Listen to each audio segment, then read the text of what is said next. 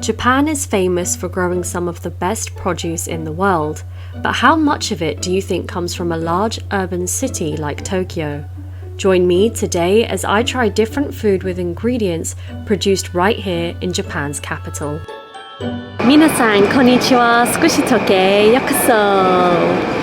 Today we are at the Taste of Tokyo Festival and I'm super excited to check it out because everything here is going to have some ingredient that has been produced in Tokyo.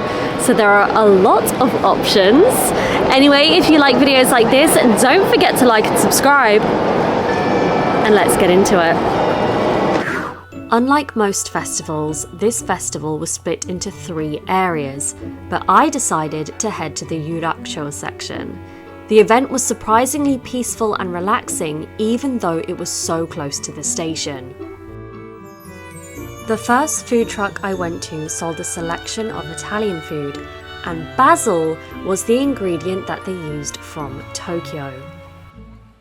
So the first thing I have is a slice of pizza from an Italian food truck. This is shirasu and basil flavor, and the basil is from Tokyo. I love the way that it's folded. I think it makes it so much easier to eat and way less messy. Let's try it. Itadakimasu.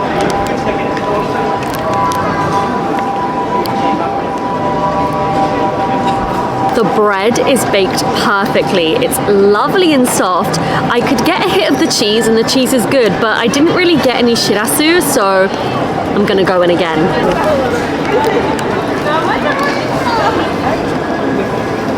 Ooh, there's mushroom as well. This is a great combination of flavors. I love the saltiness of the shirasu and the cheese. It's really good. I don't think I've ever had pizza like this before.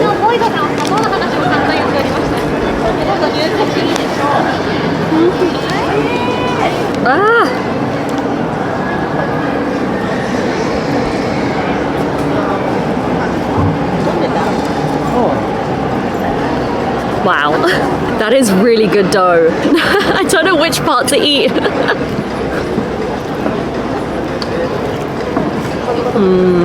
Overall, you can really taste that this pizza is freshly baked, and the basil is also super fresh. The flavor in there is really strong and it tastes exactly like fresh basil.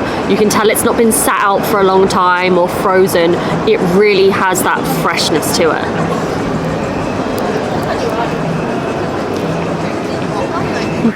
I was delighted to see Suntory offering Tokyo craft beer. The flavor was created to appeal to the taste of the people living in Tokyo. So I have here Tokyo Craft, which is a pale ale produced by Suntory in their factory here in Tokyo. And I can't wait to try this. I love the cup that it's in. And my favorite thing is that it says old meets new, which is the perfect description of Tokyo. Kanpai.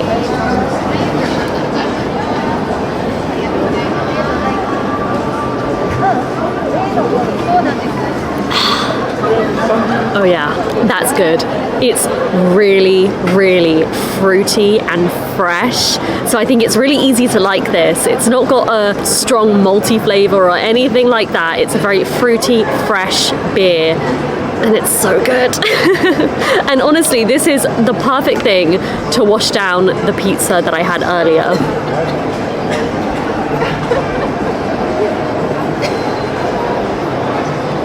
Oh yeah. The color of this is absolutely stunning. It is a golden amber color. If I could swim in this, I totally would. So it's worth mentioning that this is only 600 yen and you get a decent amount of beer in here. So I think that's definitely well worth the price. And like I said, the flavor is really good. It's so fruity. I can't quite get over it.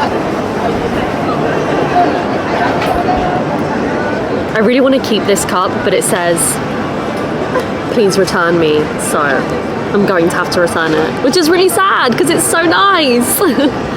Fujinomiya yakisoba is traditionally from Shizuoka, but the cabbage used in this dish was grown here in Tokyo. Since I've just been drinking beer, I thought the best thing to get would be yakisoba. Wow. That looks so delicious. So the cabbage in this yakisoba is from Tokyo. And I think I've mentioned it before on this channel, but I wasn't the biggest fan of cabbage until I moved to Japan. Japanese cabbage is easily the best cabbage I've ever had. Anyway, let's try this.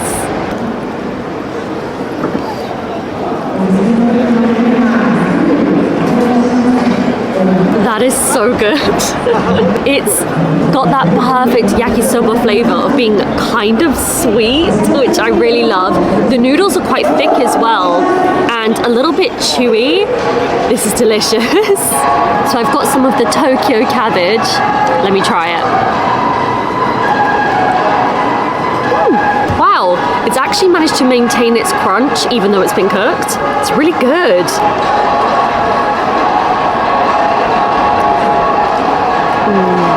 The ginger is so good. I absolutely love ginger, so I've got ginger and cabbage in here.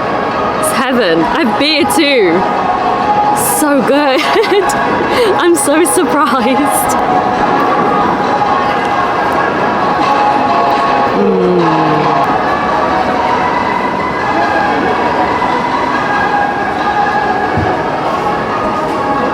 This is the happiest day of my life. I'm so happy right now.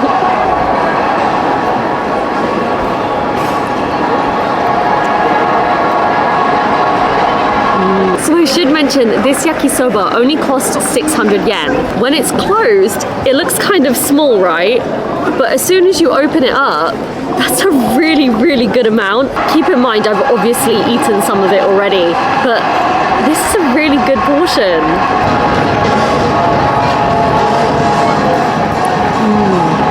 I really like the contrast of the crunchy cabbage against the really soft noodles. I think it's so good and it makes the dish so much better. I will say there is pork in here, but it's such a small amount and I didn't even notice because I was so focused on how delicious the yakisoba is. So even though there's not a large amount of meat in here, it's still so delicious. I don't even care. It's good.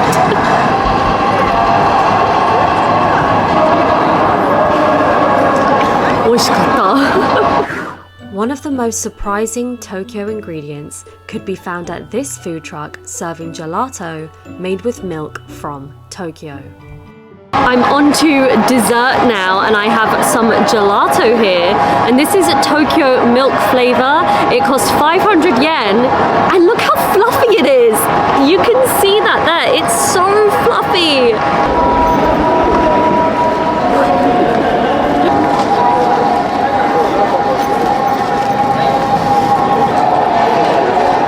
Wow.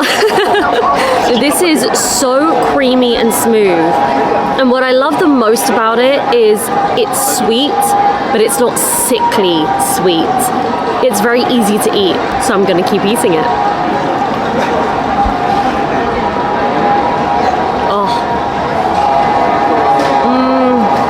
I love the flavor. It's so simple, but it's so satisfying. It's really, really thick, which is exactly what you want in a gelato. It's perfect.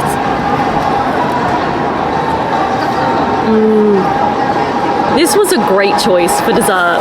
I have no regrets. I'm gonna try the cone. Here we go. It's good! The cone is quite thick, but I love it. It's so sweet. And it's really nice against the cream flavor of the gelato. I was really surprised to learn that the milk they use for this is from Tokyo. I had no idea there was anywhere in Tokyo that could produce milk. That feels like a very countryside thing, right? Because cows obviously love fields and vast spaces of countryside. So to think that this milk was somehow produced in Tokyo is actually pretty incredible. There was a very helpful area at this festival where you could see exactly how much produce is grown in Tokyo and in which parts. There were all kinds of fruits, vegetables, and even meat. So this area is really cool. So it's a little garden and they're growing various different types of vegetables here, and because we're in Tokyo, they're being grown in Tokyo, and I think it's really cool. These tomatoes here are pretty big already and they're still growing. There were a lot of tomatoes in this section. They're probably one of the easiest vegetables to grow in a city environment. So I'm super surprised to see aubergine here. I actually didn't know what an aubergine plant looked like. I've always just seen aubergine as the vegetable and never seen it grow before. So this is particularly interesting to me. So in case you were wondering, komatsuna is the most produced vegetable in Tokyo, and it was actually born in the Edo era in Edogawa Ward. So it kind of makes sense that it's the most produced vegetable in Tokyo. I don't know if I've ever tried it, but now I'm definitely going to be looking for it. Well, that's it for today's video, you guys. I have had an incredible time here today. It was really fun trying different things from various parts of Tokyo, and I had no idea that there was so much produce from Tokyo alone. Anyway, that leads me to my question. Have you guys ever tried anything that has been produced in Tokyo? Let me know in the comment section below. I would love to hear from you. Thank you so much for watching, and I will see you in the next one. Bye!